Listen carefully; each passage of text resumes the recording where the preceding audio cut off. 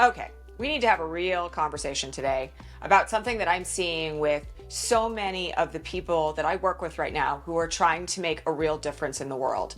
And it's this. It's folks who are trying to carry a whole movement on their own backs. The way in which folks are taking on too much right now because of this urgency to make a difference is actually destroying our ability to make the change that we seek.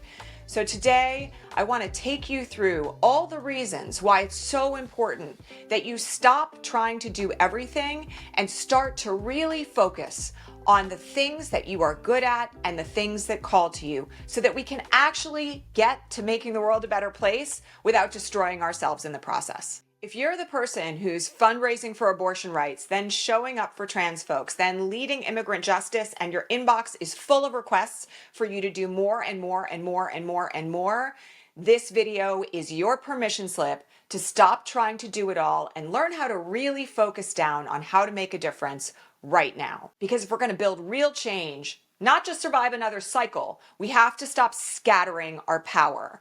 We have to get really strategic about our focus, trust in others and in our aligned communities, and step away from the myth that our worth as change agents is measured by how much we can hold all at once.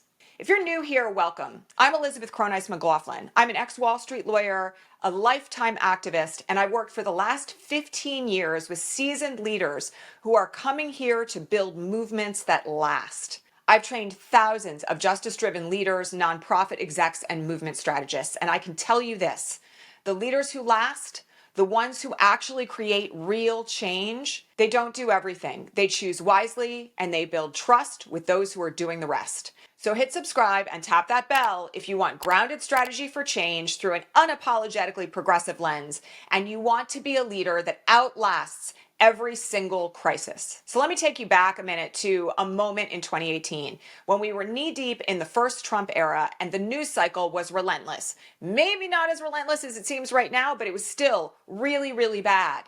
Every morning brought a new crisis. Kids in cages, rollbacks of LGBTQ rights, threats to Roe versus Wade. And I was leading my political broadcast, Resistance Live. I was coaching activist leaders. I was running community trainings. And I'll tell you something else. I was barely sleeping.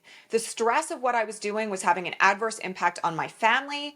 And I had this moment where I looked in the mirror one day and I realized something. I was doing everything that I possibly could.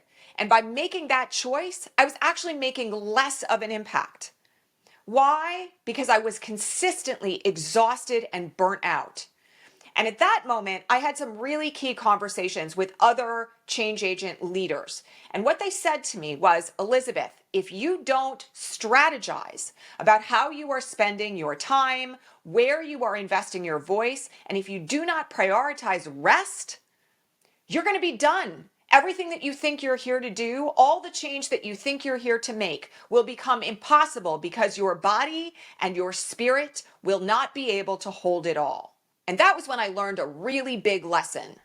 Scattered energy and overburdening our work doesn't build power.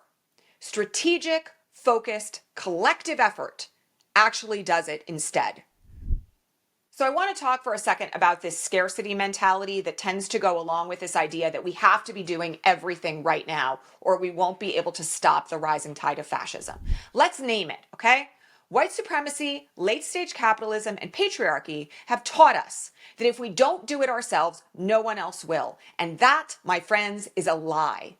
It is a lie that keeps us overfunctioning, burnt out, and distrustful of others. And it turns collective liberation into personal martyrdom.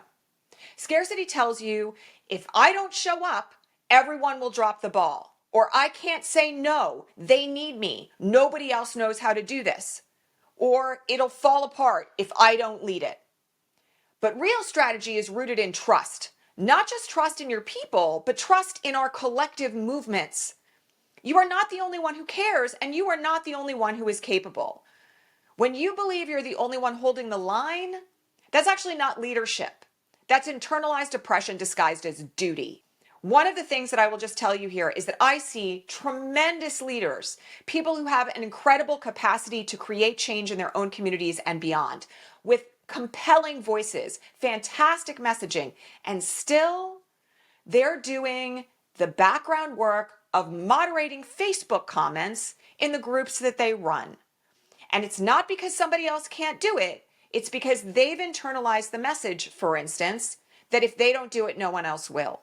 And they don't know how to strategize and they don't know how to delegate. And what ends up happening is that all that great energy, that compelling leadership, the ability to motivate other people to get in the streets, to organize in your own community, to actually get people moving in a forward direction gets lost. Because by the end of the night, when you've moderated 40 Facebook comments from MAGA people, you don't have the space to rest, your anxiety is through the roof, and the next time that you've got to get up and speak, you may be thinking about the horrible person who just trolled you online. The impacts of doing too much to our movements are real. This is not hypothetical. This is actually a really key feature of how we need to build a better future by starting now. While we're here, drop me something in the comments and tell me what's one thing you said yes to lately that you know you didn't have the capacity for, because we've all done it. We've gotten that request for another volunteer opportunity. Someone comes to us and says, you were so great at doing this on this issue, come do it over here. And you knew you were tired, but you said yes anyway. Tell me about that in the comments. I want to hear from you, and let's work together on creating a better way of movement building. So let's talk about that right now. I'm going to let you in on a secret. Movements don't need more generalists. Right now, what we need is deep specialization. People who go all in on their piece of the work, and they do it with rigor. So here's your challenge. What are the 1 to 2 issues that you are uniquely called to focus on right now? Not what you should do, and not what others expect you to do or think you should be doing. What truly calls to you in your spirit? Where is the place where your skills, experience, and interests align? I'll give you an example here, okay? I live in a place that has the second highest per capita number of immigrants of any state in the country. Here, every single day, I interact with people who were born outside of the United States. And immigration justice right now is really close to my heart. I know people who are dreamers and have been unable to get citizenship despite trying for years and years to do so. I know people who have come here as undocumented people and are desperate to stay here where their children have been born and raised. So for me, one of the things that I'm really focused on right now is immigration justice work where I live. The other thing that I will tell you is that the plight of trans and non-binary kids right now is really dear to my heart. This has led me to speak at school board meetings, to talk about the importance of equity and representation in classrooms, to fight against initiatives to ban the pride flag from elementary and middle school classrooms where I live. These are 2 issues that matter to me inherently. And that right now in my own work is where I am putting my focus. As for every other issue where folks want me involved, well, if I can show up and participate in a protest, I'm darn well going to do that. But am I going to put myself in a position where the issues that I care about the most are jeopardized because someone else wants me to run a campaign in another area of interest? No. What I might do, though, is offer to spend an hour training someone who has that area of interest so that they can do the same kind of work that I'm doing. But what I'm not going to do is burn myself out by taking on every single issue that matters right now. And here's what's great. When you choose your lane, you stop drowning in urgency and you start making a real impact. And when we each do that, movements become mosaics, cohesive, interlocking, powerful. This is the means by which we are able to make change on every front, because as each of us focuses on the issues that matter the most to us and that we are good at, collectively, we build a movement that can change the world. Now, I'm going to let you in on a secret here that takes some practice. You have to trust that others are holding their lanes too. One of the things that white supremacy culture teaches us is that scarcity is the way the world works. That if I'm not doing it, no one else will. So choosing specific areas of focus has to mean not that you don't care about the rest of them. What it means is that you are building trust that others do. It means you don't need to own every single issue in order to trust that you are making change. We say interdependence in a lot of progressive spaces, but my question for all of you is whether or not we're actually living it. Because living it looks like this.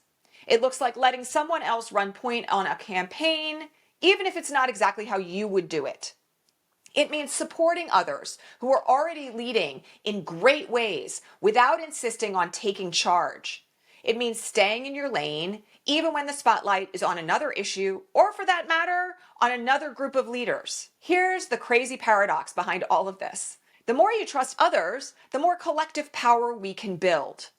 And if we trust that others are doing the work that is not in our zones of genius, we will be able to direct focus in the zones of genius that belong to us. Okay, now I have to be honest about one other issue here that really matters a lot in movement spaces. Some of us are doing it all because we're afraid to not be seen doing it all. There are cultures of performative progressivism where visibility gets confused with value. But movements don't succeed because you posted the most or you showed up at the most protests, or for that matter, because you got in front of a camera. They succeed because someone made the plan, held the container, built the spreadsheet, sent the emails out to everybody who was interested, maybe had that hard conversation about how to structure a movement for the best impact. The thing we have to remember is that impact isn't about applause. It's not about likes on social media. It's not about clicks. It's about what changes the world, and that requires consistency, clear priorities, and a deep commitment to doing your part well. Okay, now we have to get to a topic that's near and dear to my heart. And this is something that I have learned over the last 3 or 4 decades of doing organizing and resistance work that I really think is the key to making the difference that we're all here to make. And it's this: rest is a strategy. Boundaries are a strategy. Saying, I don't have the capacity to do that right now is a strategy. No, I can't do that, but I'll find you someone who will is also strategy. Every time you model sustainability and rest, every time you take care of yourself, you give permission to others to do the same. And I'll let you in on something else. You also push back against a system that wants us all depleted, disorganized, and overwhelmed. Energy is a movement resource. It's a leadership resource. And protecting yours is movement work. So the next time you hear that voice saying, I have to do it all, I want you to interrupt it with this question: what is the most powerful use of my energy right now? And if the answer to that is, I need to rest, I need to hang out with my kids, I need to save this work for tomorrow, that actually is one way of pushing back against a system that says if we're not overwhelmed, we're not making change. And I also want to let you know something else. Some of the feedback that I get routinely from the people that we work with who are really out there trying to make a difference right now is that when I say I can't do that, when I say I need to rest, or my kids need to come first today, or I'm taking 3 days off because I'm frazzled, the feedback that I get is routinely, thank you for doing that. Thank you for showing me that I actually can do that for myself. Thank you for giving me an example of what healthier forms of movement building look like. I don't want to kid around. I feel like the pressure on all of us to do everything right now because the threats are so great can be really overwhelming at times. And simultaneously, if you take nothing else away from this video, I want you to remember that we have to stop buying into the idea that every single ounce of our energy has to be burnt at both ends in order to make a difference. I want to see a society in the future where we value one another, where we value the need for rest, and that some people have different capacities than others, and that some people have different talents and skills than others. I want a society that allows me, as a mother, a movement builder, an organizer, and a change agent, to stop and pause when it is all too much. And I'm going to tell you one thing. We don't build that future if we keep doing it in old ways. So right now, if you're somebody who is answering every request and you feel really scattered and you know you're here to make a difference, but you're not clear how to start saying no, how to set boundaries, how even maybe to delegate some of the work that you're doing so that your movement doesn't fail or stop in its tracks, I'm here for you. And I want to tell you that we have this great guide that you can download right now about how to lead change without burning out. It's in the comments. You can go get it right now, and it will help you to map the way to build the change that you know you're here to make without ruining your life, your body, and your spirit in the process. And if all this resonates, if you've been holding it all, leading on fumes, or burning out to try to keep everything from falling apart, the Ripple Effect Institute is here for you too. The Ripple Effect Institute is where movement leaders like you come to restructure their leadership for sustainability, clarity, and legacy. Not more, better. Not more pressure, more power. Not more burnout, but actually building a future for ourselves and future generations where we can be healthy and whole.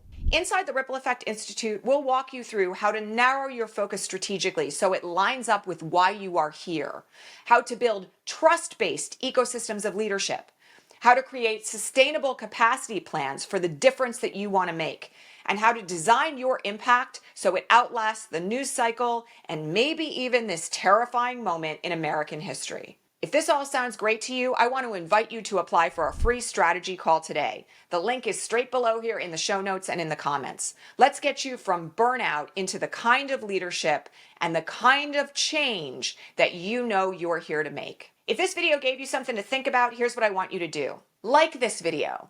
Subscribe to this channel for our weekly strategy drops.